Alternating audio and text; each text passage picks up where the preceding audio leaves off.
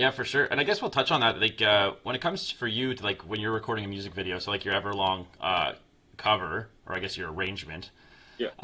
What goes into that compared to like I guess when you're making it, you're obviously thinking about okay, well I'm gonna have to play this live at some point too, because like you said, that's your favorite thing to do is play live. So when you're like, is there certain things you have to keep like take into account? I guess when it comes to arranging, knowing you're gonna be playing it live. Well, not really, because I to record it, I have to play it. Right. You know, it's like it has to. It. This is more of a question for the the um, the 30-second mega clip people who like throw everything in the kitchen sink into a 30-second clip. I think like with an acoustic guitar piece of music, you have to learn it and you have to. Like, it exists in your fingers before it gets recorded, so it's not a big stretch to then play that live. That being said, uh, there are things you need to know about like which songs will work well live and which songs might just be more of a headache than they're worth. You know, there's some songs I have that are technical nightmares and they don't really work well live as songs, in which case that's obviously a consideration when building a set. Um, and I've definitely tried to calm down on the when I was younger, I was writing tunes that were so unreasonably technically complicated. And they're fine, and I love playing them live because they're in my DNA at this point. I've been playing them for 10 years. It's fine. It's not scary to play them. But newer songs are terrifying. And there are sometimes I'll avoid playing certain songs because I'm afraid to just mess them up. But since I've been working with Tommy Emmanuel a lot, I've learned to kind of let go of that fear somewhat and just realize that the audience can be very forgiving and encouraging. So yeah, there's that's something to consider as well, I suppose. Just yeah, Yeah, and it's you're always your biggest critic, right? Like people are there to hear you yeah, play and enjoy themselves. So if you make a little mistake, you're probably not that you'll be the only one who notices, but the yeah, only one who actually cares. Yeah. like Everlong. You mentioned I recorded that and released it, and then I just went on tour in Italy and I played it every night of that tour. And it was funny because I just released it. Everyone was super stoked to hear it because I'd never played it live before, and to be fair, that song's not the hardest thing to play. It's like kind of there's lots of repetition. There's lots of kind of rhythmic kind of patterns and sequences that are copy and paste. But there's a few runs and things that are hard, and occasionally I'd kind of mess one up a little bit, and but no one cared. Like Right. no one was just like oh, like the energy was still good, you know. So keep I think it's tempo. kind of funny. If like, the rhythm's good, then people can. If you're interrupting the foot tapping, then you've got a problem. You know, you can mess up a Right. run. If people are still kind of tapping their foot along, then you can be a little slow if you need to be. Yeah, I think it's funny you mentioned that it's not that technically difficult because I feel like in the chorus section of Everlong, like that whole I don't know how to explain it, but that whole section where you kind of have a lot of percussive like percussion in it, that part like I remember just watching and kind of laughing out loud because Oh of just yeah.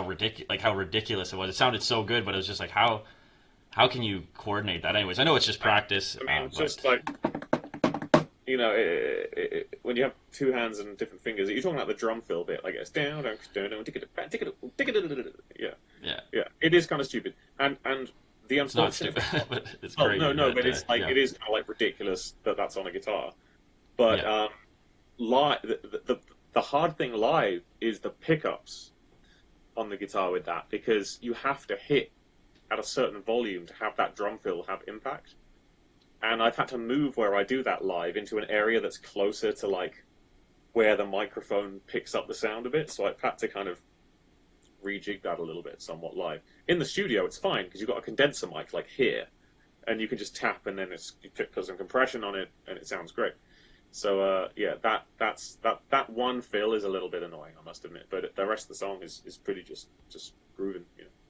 really. Okay, yeah, no, that's probably one of my favorite. Like, obviously, like you try to make the best stuff. You try and release your best stuff. That's probably one of my favorites. And my other one is I just recently rewatched it because I'd watched your interview with Rick Beato like back when it came out, and you're all along the Watchtower. There's something about that like arrangement. It just like I don't know what it is, man. Like it hits hard, man. So Thanks, man. Well, you know what? I've never released that properly, but I just got off a call with my manager, and we're going to release that on because I shot a video for it in Iceland. I went to the Black Beach of Vik in Iceland, next to the waterfalls, and I shot a really cool music video for that. because, dare I say, I'm releasing my third studio album this summer, and Everlong, although it was not announced, that's on it. Okay.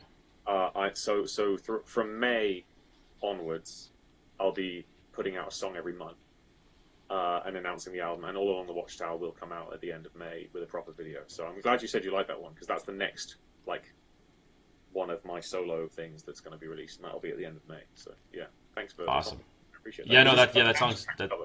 It's an Sorry. abstract one. It's an abstract cover. It's not Right. like Avalon where it's kind of very faithful to the original.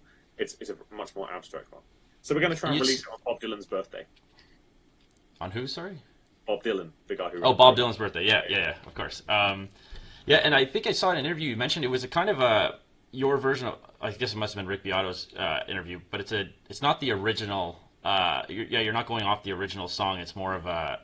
There was someone else. There was some Yeah. guy. You said it was So Michael like Hedges. sort of his. Yeah. Yes. So basically, obviously, like Jimmy covered Bob, Jimi Hendrix, but so Michael Hedges is the guy who kind of basically invented, what does that mean in modern guitar discourse? But invented the style of guitar that I play, and I'm certainly very influenced by.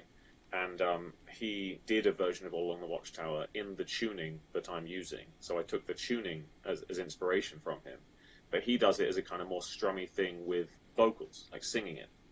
And I wanted to do a kind of slightly reharmonized homage to that, but I'm just like playing the melody lines and reharmonizing the melodies because I don't sing. So, and then doing kind of my own thing with it. But there's references to it. There's like a little which is actually in the Jimi Hendrix version, but I took it from the Michael Hedges version. So anyway, it's a big influence, and Michael Hedges is always getting nods on my records. So my album Era, the first song is a Michael Hedges dedication, and this would be the one from the